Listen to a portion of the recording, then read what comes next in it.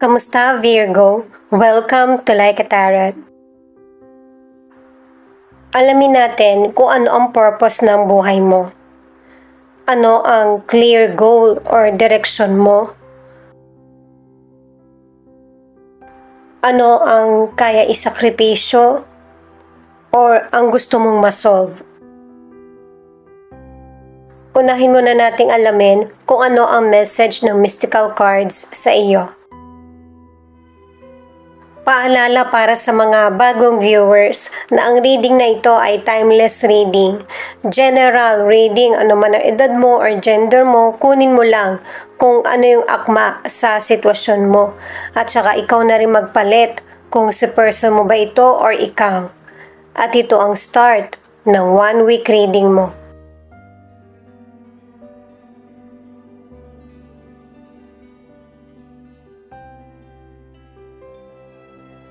Itong una mong card na surrender, hindi naman ibig sabihin ay nag-give up ka na.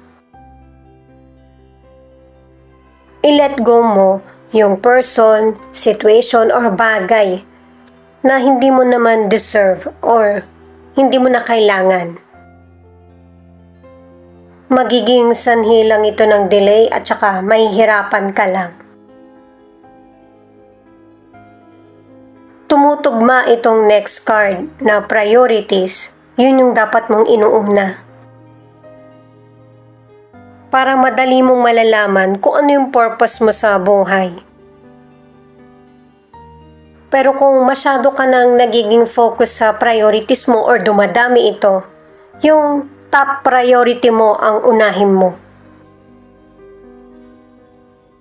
Para patuloy kang focus. Kasi ang gustong mangyari ng universe sa iyo ay yung magpatuloy ka sa buhay mo. At pinapahiwatig na guided ka sa bawat journey na tinatahak mo. Wala nang dahilan pa para bumalik sa nakaraan. Mas mag-move forward sa present para mas mapapabilis yung pagdating ng blessing sa iyo, opportunities, nang hindi mo ito ma-miss. Yan ang purpose ng buhay mo, Virgo. Maaari na ang ilan sa inyo nalilito ka na kung ano yung dapat mong unahin o nagkakaroon ng kakulangan. Maghinay-hinay at suriin kung ano yung mga kailangan mo. Alamin naman natin yung situation mo.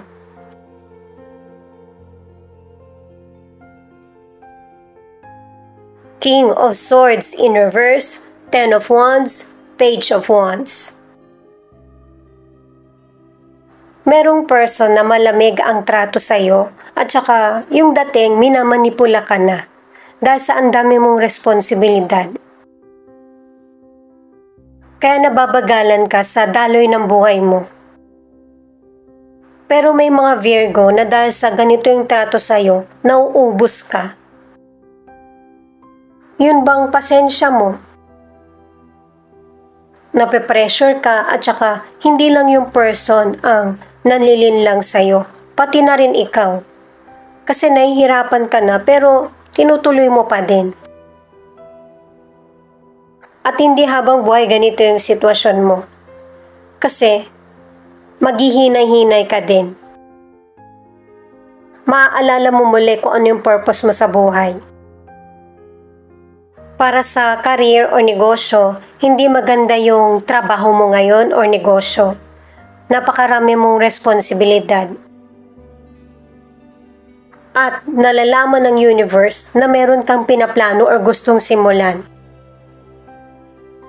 May ilan na tumitingin ka ng ibang trabaho, ang iba naman ay gusto mong mag-start ng maliit na negosyo. Kasi may ilang Virgo na hindi lang naman pagkita ang importante sa iyo.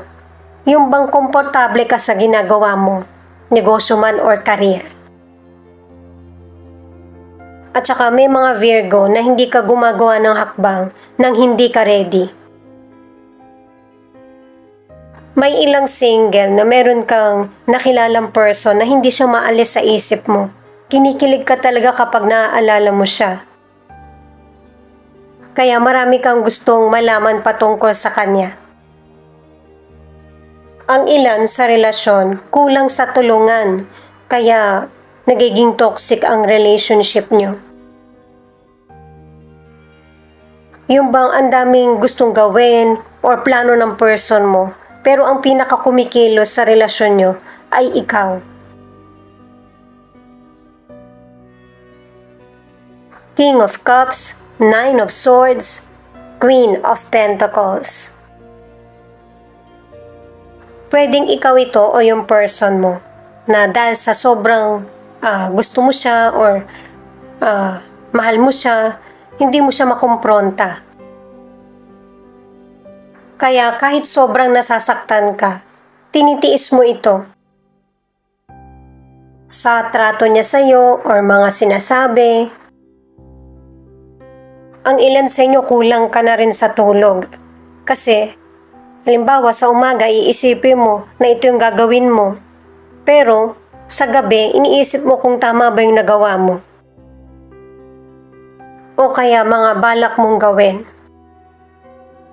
Para sa financial, ang advice ng cards ay maging makatwiran sa paggastos or pag-manage ng money. Para masusolusyonan mo kung ano yung kailangan mong unahin. Maaari din na merong person na lumapit sa'yo para humingi ng tulong or ikaw yung hihingi ng tulong pang financial. Pinapakita sa mga cards mo na mabait ka at saka matulungin. Ito rin yung nagpapahamak sa'yo. May ilan kasi na sasamantalahin yung kabutihan mo. Hindi mo naman to ikinakagalit pero nagdaramdam ka. Para sa ilang single, kung ano yung nangyari sa'yo sa nakaraan ay nakaraan na. Ibalik mo yung sarili mo sa dating ikaw na friendly. Yung nakikisalamuha sa mga bagong nakikilala. Ang ilan sa relationship, may mga challenging situation na nangyayari sa relasyon nyo.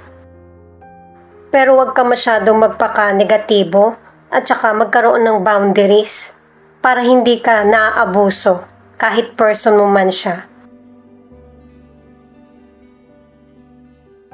Five of Cups, the High Priestess, Eight of Pentacles. Ito yung cards para sa outcome.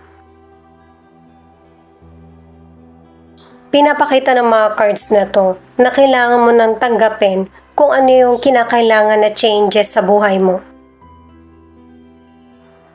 Ikakalungkot mo yung kapigatian na nangyayari sa buhay mo, pero malalagpasan mo ito. Pero ang bawat patak ng luha mo ay yung pag-move on at saka makikita mo na yung opportunity, yung kinakailangan mo na harapin sa buhay. At unti-unti mo nang maaalala yung mga goal at purpose mo sa buhay. Kailangan ng patience para sa ikakatagumpay mo. Ang ilan sa inyo sa kalusugan, mababa yung energy mo, disconnected ka, may ilan na nakakaranas ng depression. Kakailanganin ng ilan sa inyo ang counseling. At pinapaalala ng mga cards na huwag i-ignore kung ano yung mga health problems. May mga positive effect sa effort mo sa kalusugan. Ang ilan sa inyo na single, gusto nyo na ang isa't isa nung potential person pero hindi nyo pa to sinasabi. Ang ilang single naman ay nagkaroon na ng healing sa nakaraan na trauma at ready na para makapagsimulang muli. Ito naman yung additional card, the Lovers. Itong card na ito ang nagsasabi na Yung bang kinakausap mo yung sarili mo na mahalin at pahalagahan para papahalagahan ka din ng kapwa mo or ng person mo. At binibigyan ka ng mensahe ng universe or ng spirit guide mo na tamang direksyon ng tinatahak mo at nagagawa mo ang purpose mo sa buhay. Kung ano yon ay yung nararamdaman mo ngayon. Yung nararamdaman mong pain, sadness, or kakulangan.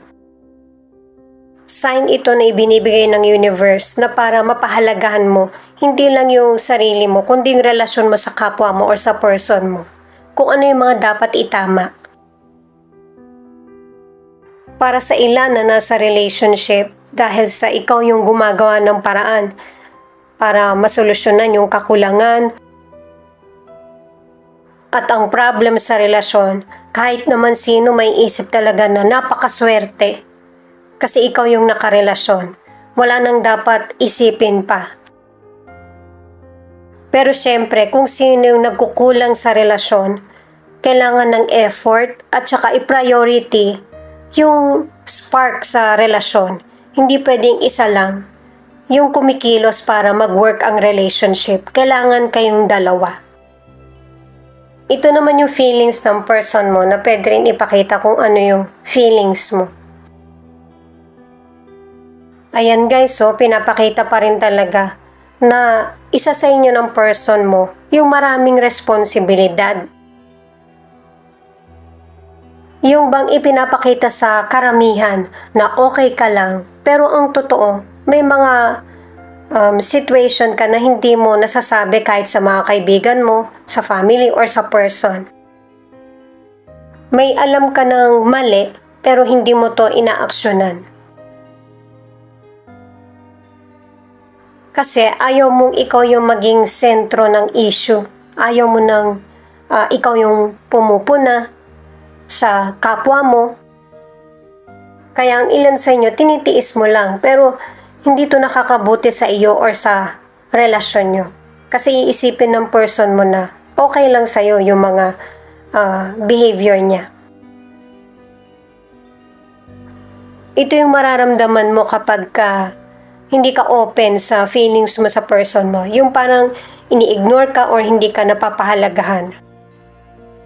Mahirap talagang i-open yung gusto, pero i-try mo pa rin. Lahat naman tayo merong kinakatakutan. Pero ang nakakatakot yung hindi mo man lang nasubukan kung anong dapat mong harapin na kinakatakot mo. Pwedeng ikaw ito o ang person mo kaya hindi nag-open ng feelings kasi baka magkaroon ng misunderstanding. At saka kung sobra kang halimbawa magmahal, ganun ka rin sobra kung masaktan. Kaya ikaw na mismo yung nag-a-adjust para sa kapwa mo or sa sarili mo. Na sobra kang mag-expect ng good sa situation or sa person. Kung inaakala mo na hindi ka napapahalagahan, yun ay dahil sa hindi mo nga nasasabi kung ano yung true feelings mo, na pakikinggan ka naman ng person mo. Pero meron ding issue yung person mo na kailangan mo din pakinggan. Kasi kung ikaw kailangan mo yung person mo, kailangan ka rin niya. Dahil sa hindi naman palaging okay ang situation ng person mo, may mga panahon na pareho kayo ng pakiramdam.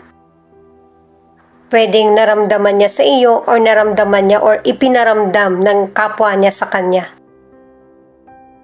Ito yung ilan sa 12 zodiac sign na nangunguna sa reading na ito. Sagittarius, Capricorn, Aries, Scorpio, Leo.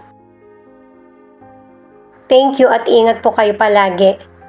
Pakiclick na rin ang notification bell para updated ka sa Laika Tarot Readings.